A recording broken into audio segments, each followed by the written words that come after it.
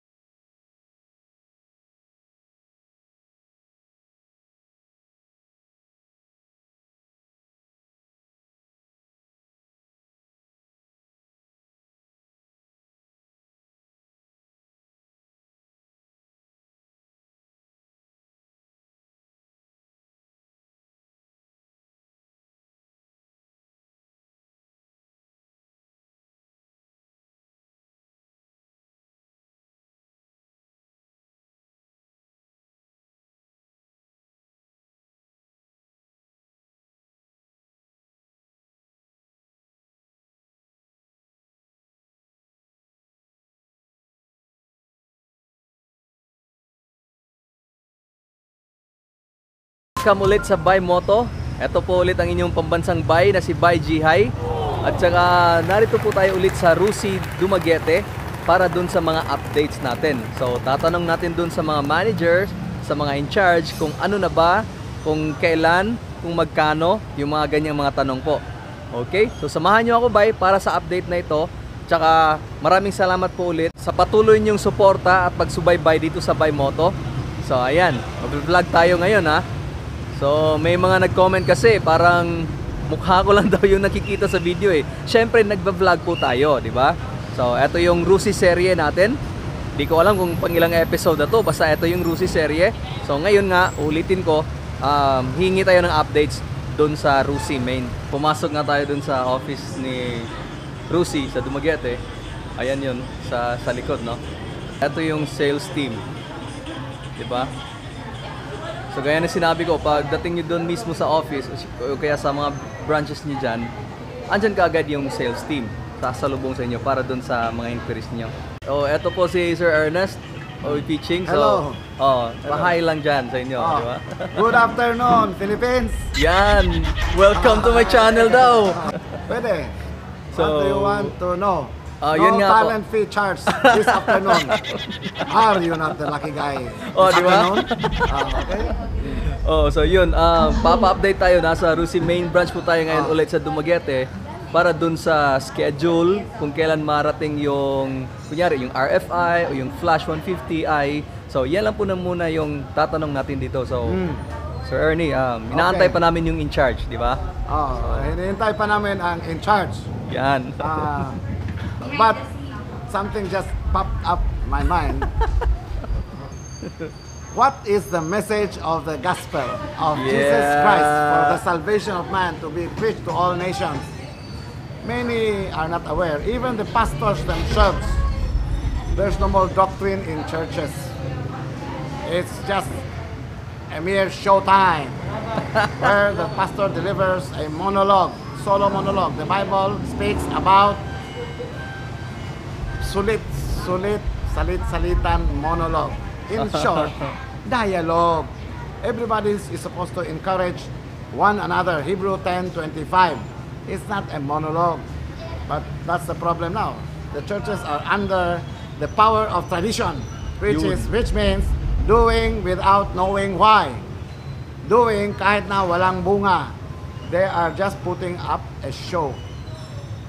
And that's it. Is the in charge ready? No, not yet, I think. Well, Sir Actually, Ernest, she's in the toilet. The problem is they don't usually talk to people when they're in the toilet. I don't know why. We can just raise our voices. See? Pero Sir Ernest, thank you. Thank you dun sa Okay. time, dun sa Okay. message niyo po. Thank you for giving me this opportunity to speak to the Philippines. Okay. Goodbye, Philippines. Okay. Ciao. Bye.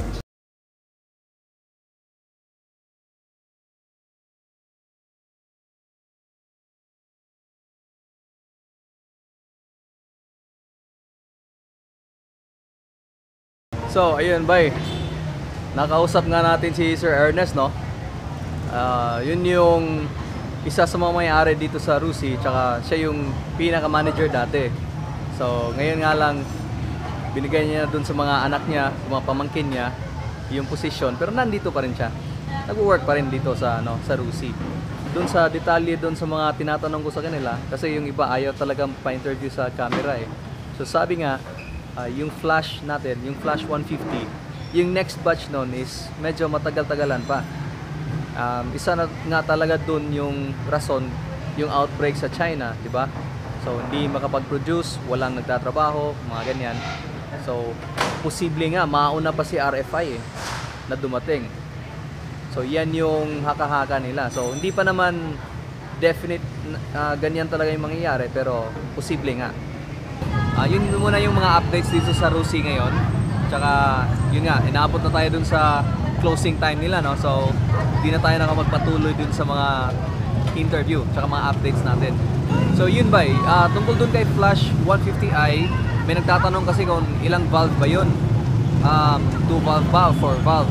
So, yun, natanong ko yung unit specialist po kanina, sabi, 2 valves lang po daw, kasi single cylinder, no? So, 2 valves lang po si Flash 150i. Ngayon po ba, mag-shoutout ako dun sa mga nanood, tsaka dun sa mga nag-subscribe po natin. Maraming salamat po. Tsaka ngayon ngang araw, no, may tumawag pa sa atin mula dun sa Kingdom of Saudi Arabia. Ayan, di ba? So, natuwa nga siya na gustong-gusto niya yung mga video natin. So, tinawagan nga tayo, no, mula Saudi Arabia pa. So, sabi niya, "Bay, salamat talaga dun sa mga videos niyo kasi yan, nakakatulong daw po dun sa mga desisyon nila kung alin ba dun yung bibilhin." Shoutout po ako dun kay Celso Guerrero, tsaka dun kay Alnor Cabaro sa Riyadh. Ayan, nag-aabang daw siya sa mga video natin. Tsaka dun kay Winnie Asimudin.